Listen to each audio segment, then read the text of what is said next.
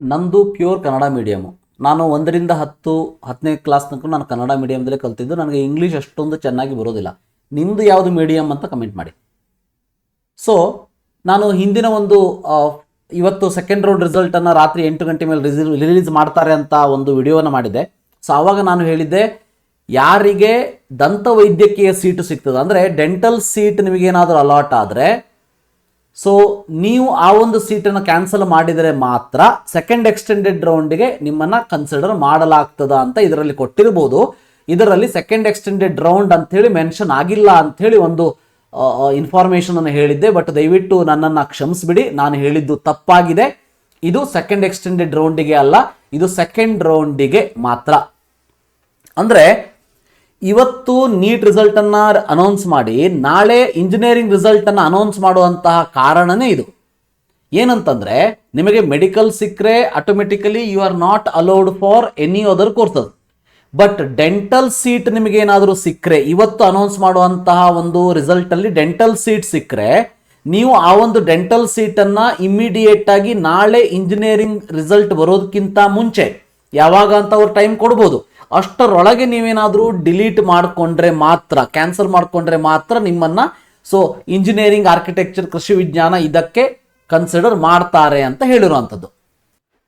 ಆದರೆ ಇದು ಕೂಡ ಅಷ್ಟೊಂದು ಸರಿಯಾದ ಪ್ರೊಸೆಸ್ ಅಲ್ಲ. ಯಾಕೆ ಅಂತಂದರೆ, ಸೊ ಇವತ್ತು ರಿಸಲ್ಟ್ ಅನೌನ್ಸ್ ಆಗಿ ಈ ನಾಳೆ ಸಂಜೆ 6 ಗಂಟೆ ಅಥವಾ 8 ಗಂಟೆಯ ಒಳಗೆ ಅವನು ಕ್ಯಾನ್ಸಲ್ ಮಾಡ್ಕೋಬೇಕು. ಮಾಡ್ಕೊಂಡಿಲ್ಲ ಅಂತಂದರೆ ಸೊ ಅವನಿಗೆ ಇಂಜಿನಿಯರಿಂಗ್ ಅಲಾಟೇ ಆಗೋದಿಲ್ಲ.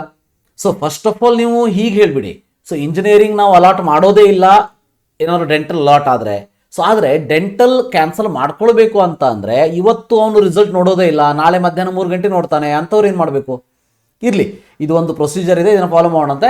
ಬಟ್ ಇಷ್ಟು ಮಾತ್ರ ಅರ್ಥ ಮಾಡ್ಕೊಳ್ಳಿ, ಡೆಂಟಲ್ ಸೀಟ್ ನಿಮಗೇನಾದರೂ ಸಿಕ್ತು ಅಂದರೆ ಆ ಒಂದು ಡೆಂಟಲ್ ಸೀಟನ್ನು ನೀವು ಕ್ಯಾನ್ಸಲ್ ಮಾಡ್ಕೋಬೇಕು. ಸೊ ಎಷ್ಟು ಹೊತ್ತಿನೊಳಗೆ ಕ್ಯಾನ್ಸಲ್ ಮಾಡ್ಕೋಬೇಕು ಗೊತ್ತಿಲ್ಲ, ಬಟ್ ಇಮಿಡಿಯೇಟ್ ಏನಾದರೂ ಸಿಕ್ಕರೆ ಕ್ಯಾನ್ಸಲ್ ಮಾಡ್ಕೊಳ್ಳಿ, ನಿಮಗೇನಾದರೂ ಇಂಜಿನಿಯರಿಂಗ್ ಸೀಟ್ ಮೇಲೆ ಇಂಟ್ರೆಸ್ಟ್ ಇದ್ದರೆ. ಬಟ್ ನೀವು ಡೆಂಟಲ್ ಸೀಟ್ ಇಟ್ಕೋತೀನಿ, ನಾಳೆ ಸಂಜೆ 8 ಗಂಟೆ ಮೇಲೆ ಇಂಜಿನಿಯರಿಂಗ್, ಆರ್ಕಿಟೆಕ್ಚರ್, ಕೃಷಿ ವಿಜ್ಞಾನ ಕೂಡ ಅನೌನ್ಸ್ ಮಾಡ್ತಾರೆ ಅಂತ ತಲೆಯಲ್ಲಿ ಇಟ್ಕೊಳ್ಳೋದಕ್ಕೆ ಹೋಗಬೇಡಿ. ಇವತ್ತೇನಾದರೂ ಸಿಕ್ಕಿರುವಂಥ ಡೆಂಟಲ್ ಸೀಟನ್ನು ನೀವು ಕ್ಯಾನ್ಸಲ್ ಮಾಡ್ಕೊಳ್ಳಿಲ್ಲ ಅಂತಂದರೆ ಸೊ ನಾಳೆ ನಿಮಗೆ ಆ ಒಂದು ಇಂಜಿನಿಯರಿಂಗ್, ಕೃಷಿ ವಿಜ್ಞಾನ ಇದು ಯಾವುದೇ ಸೀಟ್ ಅಲಾಟ್ ಆಗೋದಿಲ್ಲ.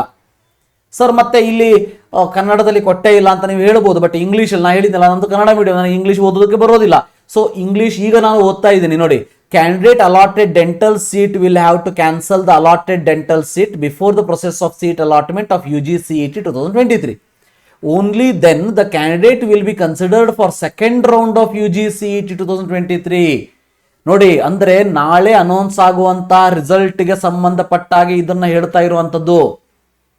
ನಾನೇನು ಅನ್ಕೊಂಡೆ, ಅಲ್ಲಿ ರೌಂಡ್ ಕೊಟ್ಟಿಲ್ಲ ಅಂತಂದ್ರೆ ಇದು ಸೆಕೆಂಡ್ ಎಕ್ಸ್ಟೆಂಡೆಡ್ ರೌಂಡಿಗೆ ಇರ್ಬೋದಪ್ಪ ಅಂಥೇಳಿ. ಅಲ್ಲ, ಇವತ್ತು ಅನೌನ್ಸ್ ಆಗೋ ನೀಟ್ ರಿಸಲ್ಟಲ್ಲಿ ನಿಮ್ಗೆ ಏನಾದರೂ ಡೆಂಟಲ್ ಸೀಟ್ ಸಿಕ್ಕರೆ ಅದನ್ನು ಇಮಿಡಿಯೇಟ್ ಕ್ಯಾನ್ಸಲ್ ಮಾಡ್ಕೋಬೇಕು. ಕ್ಯಾನ್ಸಲ್ ಮಾಡಿಕೊಂಡ್ರೆ ನೀವು ಇಂಜಿನಿಯರಿಂಗು ಅದರಲ್ಲಿ ಹಾಕಿದ್ರೆ ಸೊ ಇಂಜಿನಿಯರಿಂಗ್ ಸೀಟ್ ನಿಮಗೆ ಅಲಾಟ್ ಆಗಬಹುದು.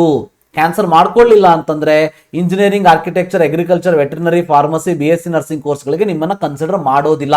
ಸೆಕೆಂಡ್ ರೌಂಡಿಗೆ ಮಾಡೋದಿಲ್ಲ, ಗೊತ್ತಿರಲಿ. ಸೊ ಸೆಕೆಂಡ್ ರೌಂಡಿಗೆ ಮಾಡೋದಿಲ್ಲ, very very important. Okay, so ಈ ಸೆಕೆಂಡ್ ರೌಂಡ್ ಅನ್ನೋದು ಈ ನೀಟ್ ಇಂಗ್ಲೀಷ್ ವರ್ಷನ್ನಲ್ಲಿ ಇದೆಯೇ ಹೊರತು ಕನ್ನಡ ವರ್ಷನ್ನಲ್ಲಿ ನನಗಂತೂ ಕಂಡಿಲ್ಲ. ಸೊ ನಾನು ಚಸ್ಮಾ ಹಾಕ್ಕೊಂಡಿದ್ದೀನಿ.